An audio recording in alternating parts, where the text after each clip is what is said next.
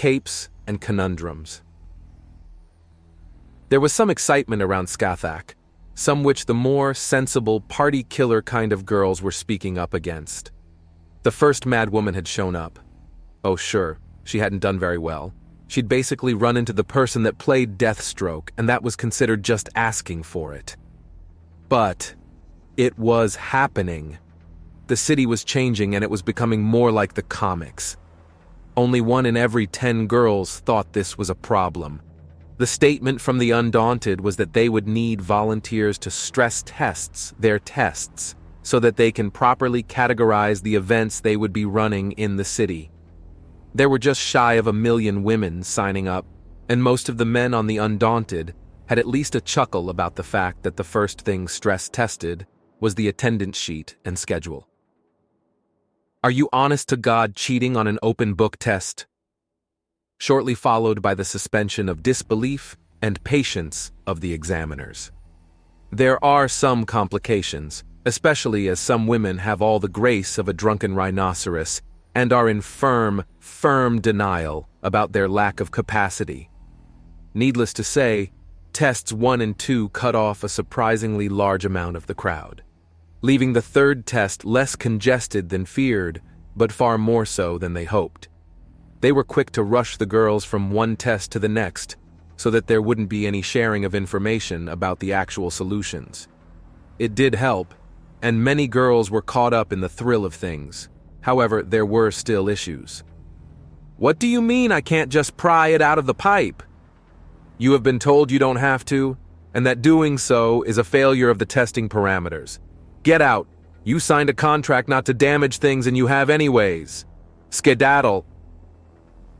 In order to speed up test 4, the alert whoever gets caught as soon as they do, as many women find that stealth just isn't something they're good at.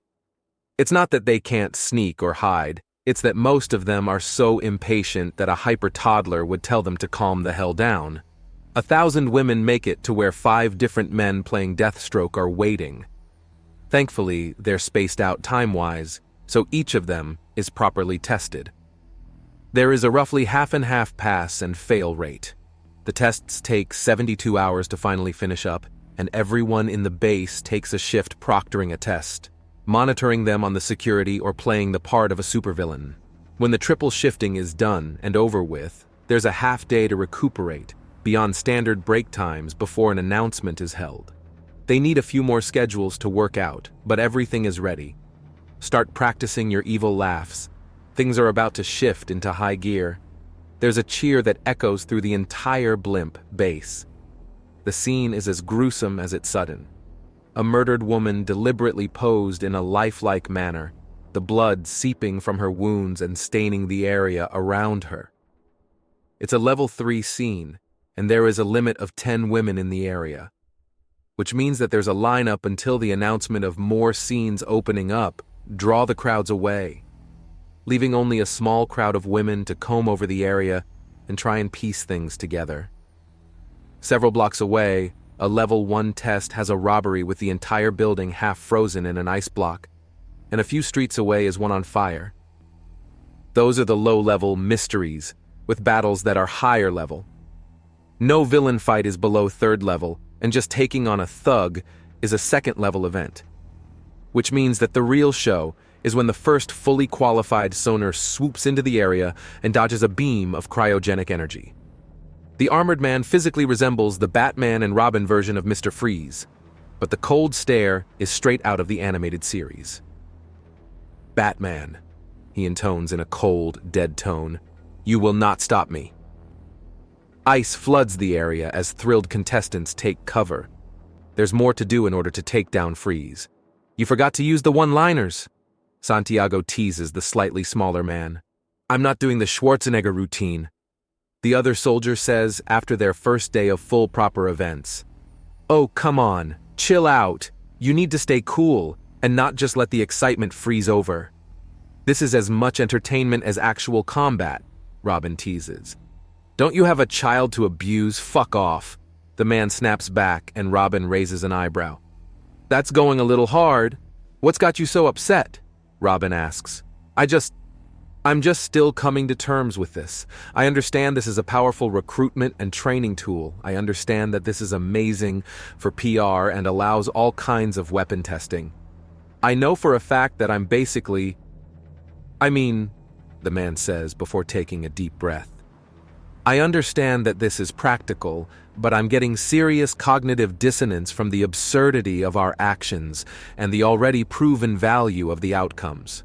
That will pass. Just remind yourself how many different ways you're superior to the fragile little thing called a villain, and much of the stress will fade away. I am no Bane. I am better than Bane. I am stronger and smarter. More importantly, my mind is intact in the places where Bane's is not. Maybe, but Mr. Freeze is a little different. He's less a villain and more desperate. If he were in our reality, and not printed in a comic book, he would have already cured his wife, and perhaps himself. Even if not done by his own hand, a healing coma each would have seen both fit and free, and the villainy finished.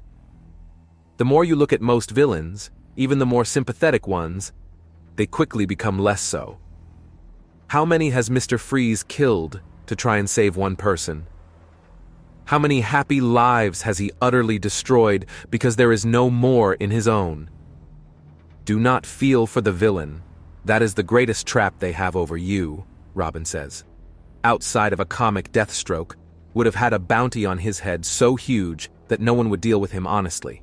Joker would be shoot on sight, even if Black Mask or the Penguin or Zaz got out due to technicalities or bribery. They would have been wiped out in random violence or poison. Comics are not reality. No, reality is even more absurd in its own ways, the man says, and Santiago nods. See? You're getting it. Hey guys, oh hey Freeze, didn't get your actual name, Pavel says as she shows up with a tray heaped high with food. I thought you had another hour of being Deadshot. Santiago notes. I did, but then the girls damaged the lead-up scenes, and that bit was cancelled. There's talk about monetary penalties on top of things being cancelled, but that's not my department. I just shoot things, Pavel says before chuckling. Although, from what I overheard before they realized the mic was still on, you have a lot more work to do, Robin buddy. Oh, okay. That's it? The work can be boring, but it's a good productive boring. So long as they let me listen to music, which they do, then it's a very solid shift, Robin says, and Pavel clucks his tongue in disappointment. Well, boo! I was hoping for more. Where's the rage? Where's the rant? Where's the fun? I'm in legal. It's filed away. Robin jokes and Pavel huffs a bit in amusement. By the way, his name is Darius Saris. I see. Good to meet you, Pavel says, and gets a nod from Darius. So I heard a little bit from the chow line. You're not liking this? I'm struggling with it. For all that this is goofy as hell, I'm struggling to have fun with it, Darius says, before he runs a hand through his short blonde hair. It's just... I understand its use, but it's still sinking in. I think I get it. Granted, I haven't had any problems with it, Pavel says. Chin up? Things are only awkward the first few times. After that, it gets much easier. Shadowflight grinned to herself as she crawled along the ceiling. She was wondering who exactly would be her opponent after this. The little announcement that retesting can only be done after you complete at least one event at your highest level had been encouraging. And now, here she was, collecting clues once more. She was fairly sure. She was almost entirely sure, but she needed to scan the last few rooms in order to make completely sure. There was nothing to be found, which means it had to be a Black Mask case. She slips through the building, the image of a few elite bots finally rolling in, catching her eye. She slipped out and takes off between guard patrols. She reaches the side room where she inputs the address. It's accepted, and she steps through the emerging door. She's suddenly above a high-rise apartment, stepping out onto the roof, and directly across the street in a penthouse apartment is the villain in the skull-like mask. A villain who abruptly turns to face her. There's the crunch of gravel behind her and she rolls to the side. A staff slams into where she was a heartbeat ago. Hello, Batman. The mocking and derisive tone coming out of Deathstroke's mask is almost chilling. Hello, Robin, she says cheerfully. Stay in character. He chides her before rushing with the staff. She slams down a homemade smoke bomb she brought into the test and dodges the attack. He swings widely to try and keep her back before launching upwards, but she was counting on that. She hits his side, and due to the axiom she pulled in, they both go rolling, despite the sheer weight difference between them. He holds her away with the staff, and a quick fight over it begins. One, she's not likely to win, so she simply lets him have it and tries to use that moment of unbalance to land a good shot in. That's when things start to fall apart as he is not unbalanced, and the staff slams into her forehead and she's sent staggering backwards.